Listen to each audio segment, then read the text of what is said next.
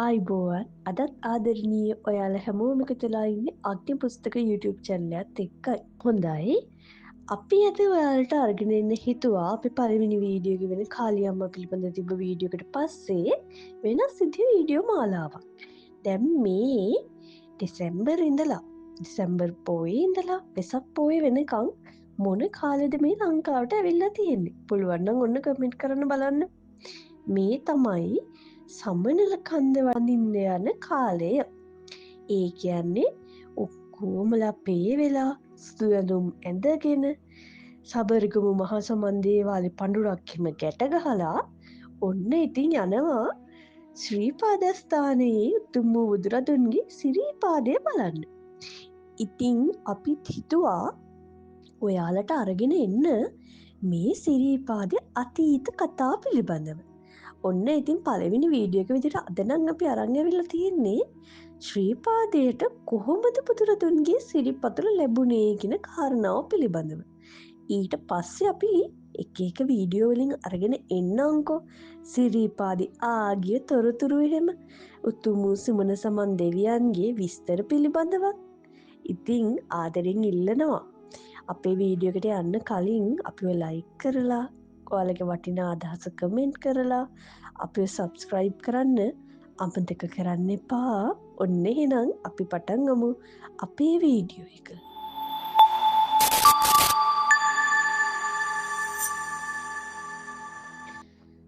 ශ්‍රී සුමන සමන් දෙවිදුනේ අවසරයි කියන්නට ඔබ වහන්සේගේ වාසභවන වෙත සලකන ශ්‍රී සමනල අඩවියේ ගුණවරුණාව මෙන්න මෙහිම. ශ්‍රී සුමන සමන් දෙවියන් බුදුරජාණන් වහන්සේට ආරාධනා කළ අයුරු සුමන සමන් දෙවියන් බුදුරජාණන් වහන්සේට ආරාධනා කළ අවස්ථාවන් පිළිබඳ අවස්ථා දෙකක් ගැන පුරාණු ග්‍රන්ථවල සඳහන් වෙනවා. මේවා අපි අරගෙන තියෙන්නේ පුරාණ ග්‍රන්ථවලින් හා බෞද්ධ ඉතිහාසයේ එන ජනප්‍රවාද වලින්. ඒ හින්දා යම් කිසි වරදක් තියෙනවා නම් ඒ වරදට සමාව ඔන්න මුලින්ම ඉල්ලනවා. ජනප්‍රවාදයන අවස්ථා දෙක නම් පළවෙනි අවස්ථාව තමයි කේශ ධාතු ඉල්ලීම. ඔන්න දැන් ඔයාලා බය වෙලා වගේ බලන්න එපා. කොහොමද සුමන දෙවිදු කේශ ධාතු ඉල්ලුවේ? ඒක බොරුවක් නේ. සුමන සමන් දෙවිදු සිරීපාදයනේ හැදුවේ. අන්න එහෙම හිතන්න එපා. දැන් ඕන කෙනෙක් දේවත්වයට පත්වෙන්න කලින් එයාට තියෙනවනේ මනුෂ්‍ය ආත්මයක්. දැන් අපි හොඳම උදාහරණයක් ගත්තොත් මහසෙන් රජතුමාටත් දේවත්වය දැන් මහසෙන් දෙවියන් කියලා දැන් කිව්වට ඉස්සර එයාටත් තිබිලා තියෙනවනේ මහසෙන් රජ කියලා ආත්මයක්. ඒ වගේම සුමන සමන් දෙවියන්ටත් සුමන මහා සුමන කියලා මනුෂ්‍ය ආත්මයක් තිබිලා තියෙනවා. ඒ කාලේ මේ ලංකාව පාලනය කරපු ප්‍රාදේශීය නායකයෙක් තමයි මහා සුමන කියලා කියන්නේ. ඉතින් බුදුරදුන් පළවෙනි ලංකා ගමනයට මහියංගනයට වැඩම කළානේ. බුදුරජාණන් වහන්සේ බුද්ධත්වයෙන් 9 මාසකට පසු ප්‍රථම වතාවට ලක්දිවට වැඩම කරනවා මහියංගන යක්ෂ ගෝත්‍රිකයෝ දමනය කරන්න. එතෙන්දී සබරගම ප්‍රදේශයට අධිපති මහා සුමන කියන ප්‍රාදේශීය නායකයා. පස්සේ සුමන සමන් දෙවිදුන් වෙන මෙම නායකයා බුදුරදුන්ගේ ධර්මයේ ශ්‍රවණය කොට සෝවාන් ඵල අත්පත් කරගන්නවා. ඉතින් දැන් බුදුරජාණන් වහන්සේ ලංකාවේ සදහටම වැඩ වාසය කරන්නේ නැහනේ. ඒ හින්දා මේ සමන සමන් කියන මේ නායකයට මේ මහා සමන් කියන මේ ප්‍රාදේශීය නායකයට අවශ්‍ය වෙනවා බුදුරජාණන් වහන්සේගේ යම්කිසි දෙයක්. ඒ කියන්නේ යම්කිසි පූජා පැවැත්වීමට පූජා වස්තුවක් මේ සුමන කියන මේ නායකයට ඕන වෙනවා. ඉතින් මෙයා ගිහිල්ලා බුදුරජාණන් වහන්සේට වන්දනාමාන කරලා එකස්පත්ව වාඩි වෙලා බුදුරජාණන් වහන්සේට කියනවා නේ බුදුරජාණන් වහන්සේ ඔබ වහන්සේ දැන් ඉන්දියාවට නැත්නම් වහන්සේගේ මව් රටට වැඩිය පසු අපහට වන්දනාමාන කිරීමට යමක් නොමැති නිසා අපහට වන්දනා කිරීමට යම්කිසි පූජා භාණ්ඩයක් ලබා දෙනසේක්වා කියලා කියනවා. ඉතින් ඊට පස්සේ බුදුරජාණන් වහන්සේ හරිම කරුණාවෙන් තමන්ගේ හිස පිරිමැදලා කේශ ධාතු එහෙම නැත්නම් කෙස් ස්වල්පයක් රැගෙන මේ සුමන කියන ප්‍රාදේශීය නායකයට දෙනවා. ඉතින් මේ සුමන ප්‍රාදේශීය නායකයා මේ කෙස් ස්වල්පය රැගෙන ගොස් එය තැන්පත් කර මහියංගනේ චෛත්‍ය ඉදි කරා කියලා කියනවා. එතකොට මේ පිළිබඳව මහා වංශයේ සඳහන් වෙනවා. ඔයාලට ඕනනම් බලන්න පුළුවන් මහා වංශය අරගෙන මේ ගැන සඳහන් වෙනවා මහා වංශයේ. ඉතින් මේ මහියංගන චෛත්‍ය ඉදි කරන්නේ මේ සුමන නිරිදු. සුමන ප්‍රාදේශීය නායකයා විසින්. ඉතින් මේ මහියංගන චෛත්‍ය තමයි ලංකාවේ ඉදි කරපු පළවෙනි චෛත්‍ය වගේම මේ බුදුරදුන් ජීවමාන කාලයේ හදපු මේ ලංකාවේ හදපු පළවෙනි චෛත්‍යය වෙන්නේ.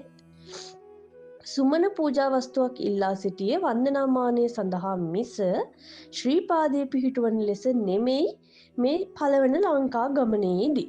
ඊට පස්සේ තෙවන ලංකා ගමනේ විදිහට බුදුරජාණන් වහන්සේ වැඩම කරනවා කැලණිය පුදබිමට. මෙතෙන්දි තමා මණියක්කිත නාරජුගේ ඉල්ලීම් පරිදි බුදුරජාණන් වහන්සේ කැලණි ගම් පතුලේ තම ශ්‍රී පාදයේ පිහිටුවන්නේ. මේ ශ්‍රී පාදයේ පිහිටුවන්නේ නාගලෝකේ නාග කන්‍යාවියන්ට හා නාගයන්ට වන්දනාමාන කිරීමට. මේ ශ්‍රී පතුල මනුෂ්‍යයන්ට පෙනෙන්නේ නැහැ. අදටත් මේ කැලණි ගම් පතුලේ සැඟවී තිබෙන බවටත් කැලණියේ එම ස්ථානයේ නාගලෝකයට දොරටුවක් තිබෙන බවටත් විශ්වාස කරනවා. අපි මේ පිළිබඳ වීඩියෝ එකක් ඉදිරියට අරගෙන එන්න බලාපොරොත්තු වෙනවා.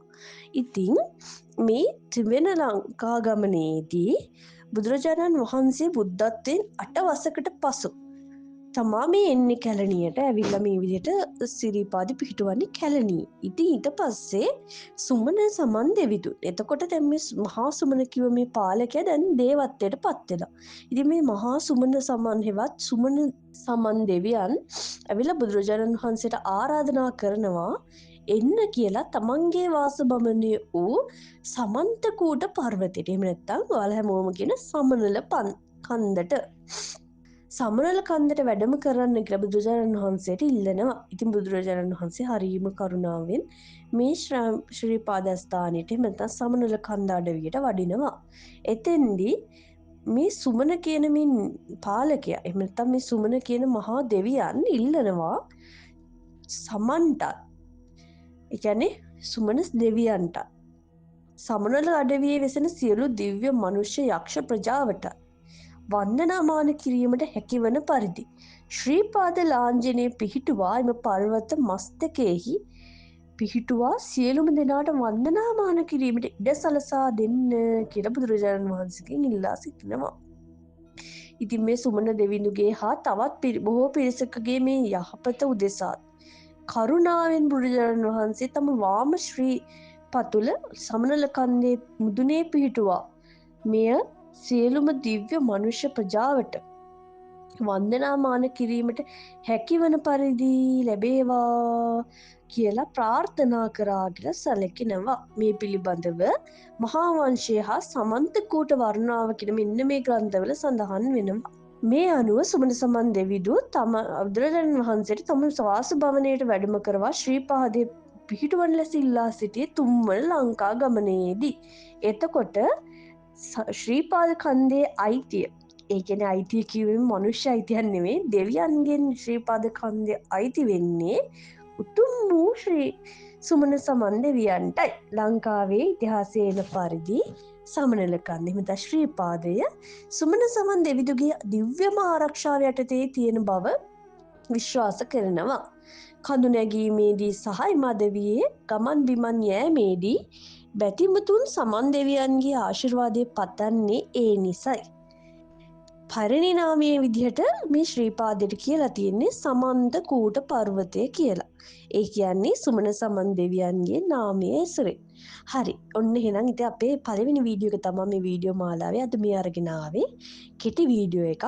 ඔයාලගේ අදහස් ඔයාලගේ කොහොමද මේක ඉදිරියට එන්නේ කියන එක පිළිබඳව ඔයාලගේ අදහස බලලා ඊළඟ වීඩියෝ එක අපි ඉක්මනට අරගෙන එන්න බලාපොරොත්තු වෙනවා. එහෙනම් සියලු දෙනාට බුදු සරණයි. සුමන සමන් දෙවියන්ගේම පිහිටයි.